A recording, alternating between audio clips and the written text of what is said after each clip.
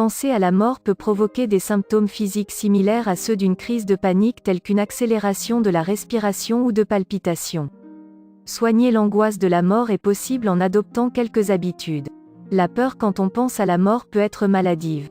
Il est fréquent et légitime d'avoir très peur de la mort. Seulement, lorsque celle-ci se manifeste par des crises d'angoisse, elle peut relever d'une phobie spécifique, la thanatophobie. Vivre dans la crainte constante de son propre décès ou de celui de ses proches peut même être à l'origine d'une dépression. La psychologue Aline Nativel-Idéamou s'est penchée sur cette angoisse devant la finitude de l'humain et explique qu'il existe une dichotomie entre la peur de la mort et la thanatophobie, comme relayée par le magazine Le Journal des femmes. Pour elle, la première est l'une des peurs les plus saines et normales. De nombreuses phobies spécifiques existent. Parmi elles, la podophobie, caractérisée par la peur des pieds. Quand la peur de la mort compromet la santé mentale, si pour la spécialiste la peur de la mort est commune, elle est également utile puisqu'elle permet d'être prudent mais aussi d'établir des limites pour ne pas se mettre en situation de risque. Parfois, cette appréhension est même salutaire pour l'homme. C'est important de penser à la mort de temps en temps. Tant que ça ne devient pas envahissant, cela permet de mettre en lumière le caractère précieux de la vie, analyse la spécialiste. Pour autant, avoir des angoisses régulièrement face à cette idée peut avoir un caractère invalidant et relever d'une névrose manifeste.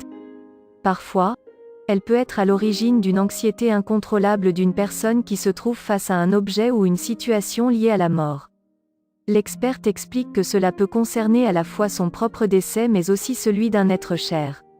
Quelles sont les conséquences de ce type de phobie ? Cette crise d'angoisse ou attaque de panique qui peut être issue de cette phobie peut conduire à de nombreux comportements toxiques pour l'entourage. La thanatophobie peut par exemple pousser la personne qui en souffre à ne jamais pouvoir laisser ses enfants seuls ou encore à être incapable de prendre certains types de transports. Certaines activités peuvent être abandonnées par le phobique car elles sont estimées dangereuses par ce dernier. Cette réaction d'évitement lui permet d'anticiper tous les risques qui peuvent l'exposer à la mort ou à celle de ses proches. Quels sont les symptômes de la peur de la mort ? L'experte explique que cette peur de mourir maladive peut se manifester par des mécanismes de défense, qui varient selon chaque phobique et circonstance. Plusieurs symptômes caractérisent cette crainte excessive. Parmi eux, une grande exigence envers soi et les autres, des troubles du comportement alimentaire, se mettre en danger. L'abus de toxiques, une hypocondrie ou encore des troubles obsessionnels compulsifs. D'autres phobies peuvent s'associer à la thanatophobie comme la peur de la foule ou encore celle de l'avion. Des comportements tels que l'évitement de lieux comme les cimetières ou les hôpitaux peuvent être des signes d'alerte d'une telle appréhension qui peut mener à la dépression, une maladie qui affecte le cerveau, et aux troubles du sommeil. Quelle solution pour vaincre la peur de la mort ? Pour apaiser les peurs liées à la mort, la thérapeute recommande un travail avec un spécialiste dont un psychologue ou un psychiatre mais aussi d'entamer un travail corporel avec un professionnel pour atteindre la relaxation durablement. On recommandera particulièrement les thérapies cognitivo-comportementales, TCC, pour analyser progressivement ses comportements, ses pensées et ses émotions afin d'objectiver sa peur, les thérapies analytiques pour verbaliser sa peur, ou l'hypnose pour comprendre l'origine de la peur, conseille-t-elle.